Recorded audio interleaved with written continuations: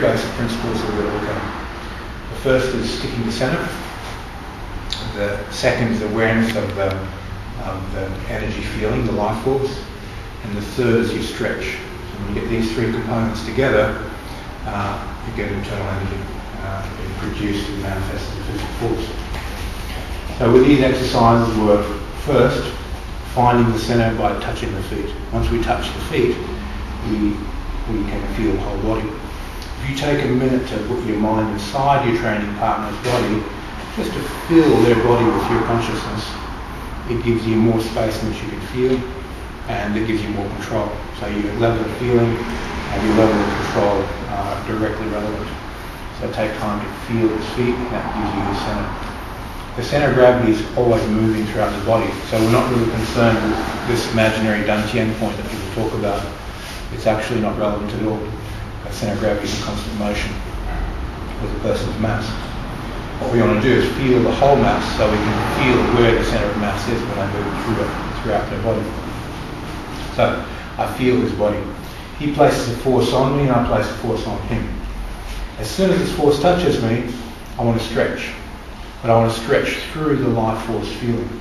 As soon as I get that stretch, the relationship between his center and my center, as I stretch, I become a very complex series of springs. And any force he touches on me, my stretch steals that force and creates a counter force. It's like he's standing on a trampoline.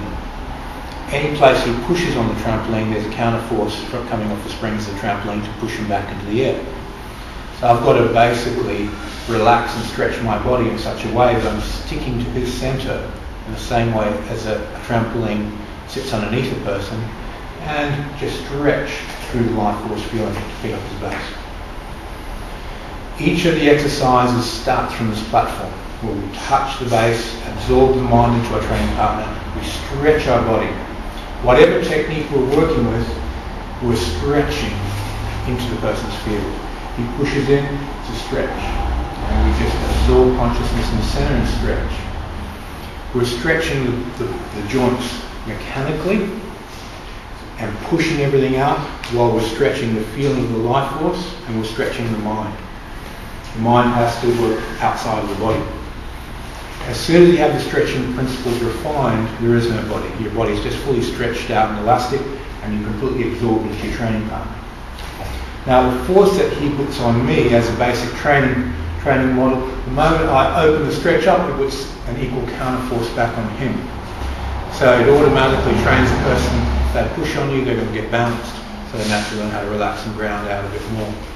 If your training partner's level goes up by simply learning how to stretch and put pressure on their body.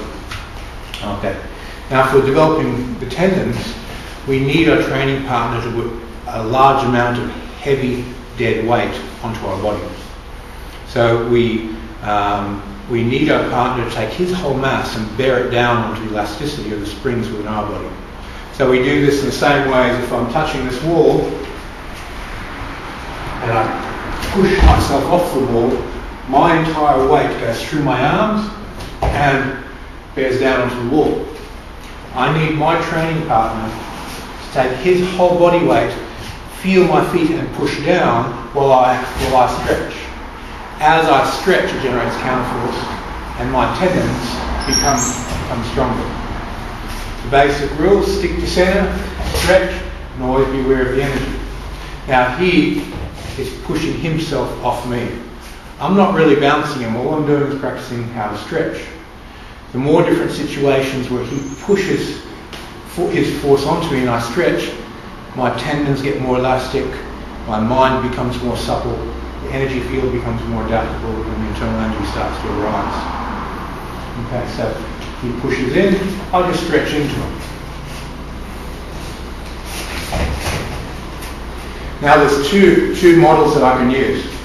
One, he just pushes in and I just totally relax. So how much he gives me is how far he bounces. If he pushes really hard, I just relax and stretch.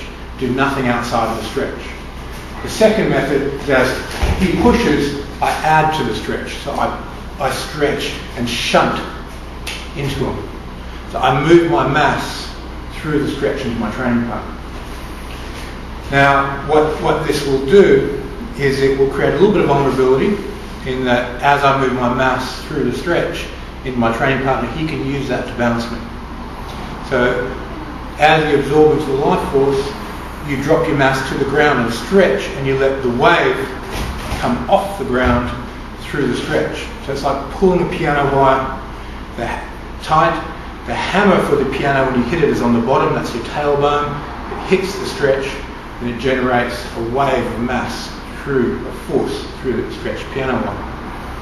If we make this too much intention in the upper body, then he's going to bounce me. You don't want to do that. But if I drop my tailbone and go down and let the stretch out, if he holds on to me, I've still got his center because I've dropped my base and it's all become elastic. So this is your basic building blocks for Fajin training. The more different angles that we put each other in, the better it is.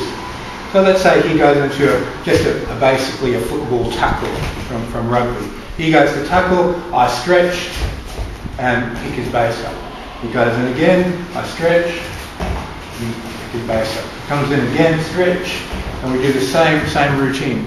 So the more situations I can learn to stretch in, the more internal power is going to rise through this. So it's a very, very, very simple process. From the first time you do the basic building of all Qigongs and you get this feeling, that's your door. If you don't have this feeling, you can't stretch correctly. As soon as you have this feeling, learn how to put this feeling into your training partner to occupy his space. Then have your partner push on you, stretch, and you're training Fajin. This is a process that takes a matter of minutes to learn. It's not okay, 20 years down the track, I'll wait for Fajin to arise. If you understand how Fajin works, the moment you start training it, you start getting gains, you start developing, you start getting better. There's no tomorrow I'm going to get better, it's right now. People who teach Fajin where you're not getting results may be able to do it, but they don't understand how it works. It's very, very simple. It's so simple that even a child can learn it. Very, very, very easy. Okay, let's train.